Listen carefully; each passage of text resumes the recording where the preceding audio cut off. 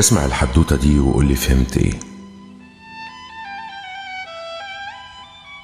كان معايا طبق ازاز كبير فيه حوالي 20 تفاحة، وكنت رايح اقدمه لحد بحبه. المهم وانا بقدمه زقني بقصد او من غير قصد، مش ده المهم.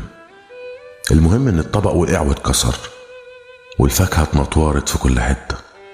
ركنت اللي باقي من الطبق على جنب لانه ما بقاش لي لازمة خلاص، وحاولت الم التفاح، لكن للأسف ايدي ما شالتش غير اللي قدرت عليه. كان حوالي 3 تفاحات في كل ايد، وفي الاخر قدمت له 6 بس، رغم اني كنت هديله 20. لكن زقته دي سواء كانت بقصد او من غير قصد نتج عنها ان الطبق اتكسر، وانه خد تفاح اقل من اللي كنت هديهوله. ملخص الحدوتة ان قلبك ممكن يشيل محبة كبيرة لناس معينة، لكن بمجرد ما بيكسروها غصب عنك ما بتقدرش تقدم نفس مقدار المحبة اللي كنت بتقدمها في الاول، او اللي كنت ناوي تقدمها ساعتها. بيتهموك انك انت اللي اتغيرت، وبينسوا ان هم اللي ضيعوا المحبة دي بتصرفاتهم. خلوا بالكم من تصرفاتكم.